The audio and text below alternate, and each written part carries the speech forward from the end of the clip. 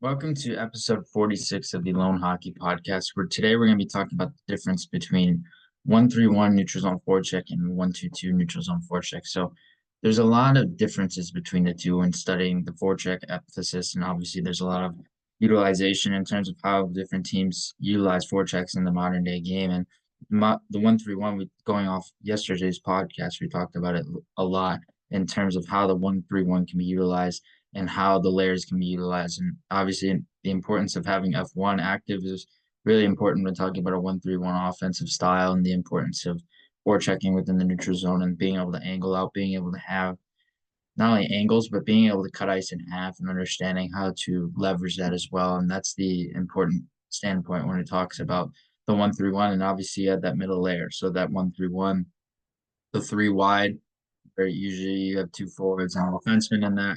And so with that, there's a lot of advantages that can be played around with that and can be utilized because with that middle layer, you can play a little bit more conservative or you can play a little bit more aggressive with them. So they can play above the red line or back of the red line.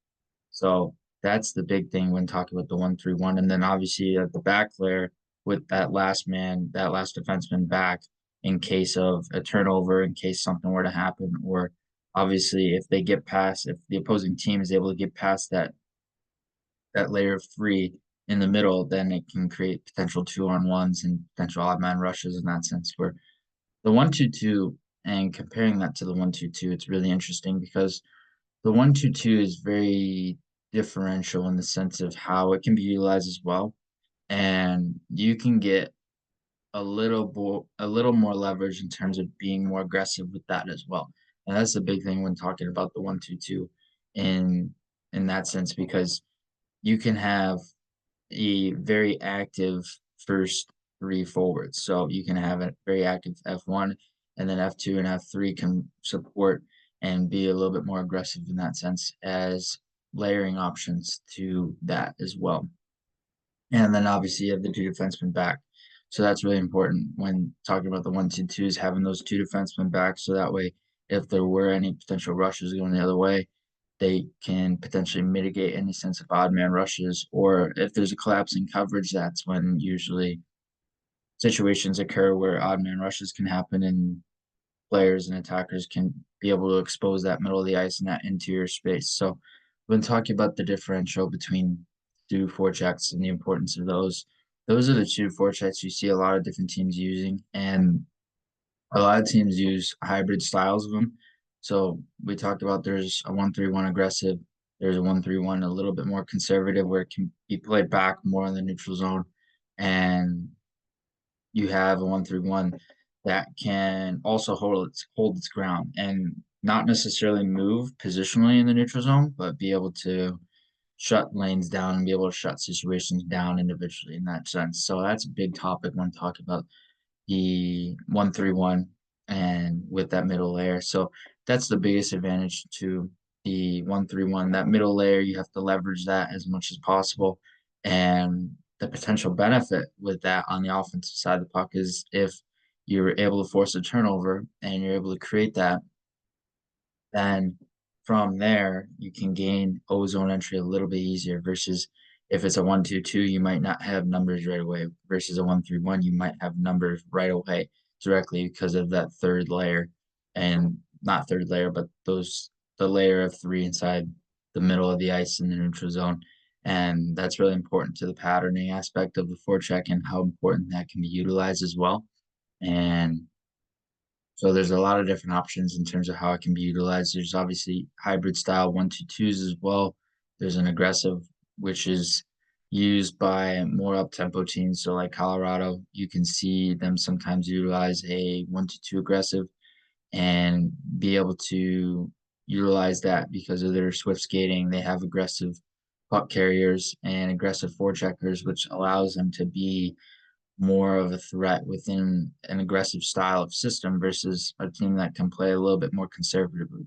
So you want the teams that play more aggressively to have more activity in terms of their buck skills and hockey sense and being active with how they anticipate plays. So that's the importance when talking about the 1-2-2 specifically and how it can continue to be utilized in the future as well. And The 1-2-2's been around for quite a while, and so is the 1-3-1. The 1-3-1 has evolved more in recent years. We've seen it in not only neutral zone play, but the power play as well, and how those two have really evolved the game and how those two have really involved the modern day tactics of the game as well. And with the 1-3-1, there's not necessarily a whole lot you can change. You can change the layering of and the structure of it, but in terms of that middle layer, that's the most important layer. So there's not necessarily a ton to mess around. You can switch it to a 1-1-3.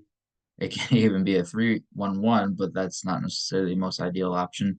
But you see common variations of it. Like the 1-1-3 is another decent example where it's a slightly more conservative system, but it still relies upon that back line to be able to shut entries down, shut play down, and they have numbers back in those situations. So if F1 and F2 don't angle in the right way or they don't collapse into play in the right way, then they still have layers back and they still have numbers back to be able to engage that. And so the importance of the 1-2-2 as well is F2 and F3. And F2 and F3 are, and they do play very important roles when talking about this specific style of forecheck because when you have a 1-2-2, you don't necessarily have to rely on solely F1. So there's variations in how you can use F2 and an F3. So they can either be positioned slightly behind each other in terms of how they're positioned laterally. They can be positioned directly to the side of each other. One could be a little higher, one could be a little lower. So you have variations of it, and there's variations in how it can be used, and that's the most important thing when talking about the 1-2-2 and how it can be utilized as well. And the 1-2-2, you obviously have, like I said, more reliance on F2 and F3. The 1-3-1 is interesting because you have a little bit more reliance on F1 than anything else, and not necessarily as much reliance on F2 at F3. Ideally, they can close situations fast if players are able to beat F1. But you look at how F1 has to be able to understand how to close ice and be able to cut ice in half directly. So that's a big and very important component when talking about the importance of F1, how F1 can be utilized, and how F1 can continue to not only cut ice in half, but be able to cut the whole ice to a point of leverage. So that way they're able to understand and potentially gain a turnover from that setting as well. So that's a big important factor when talking about that. And so there's other variations of it. And there's obviously a lot of importance and a lot of nuance that goes into both systems and how they can be used.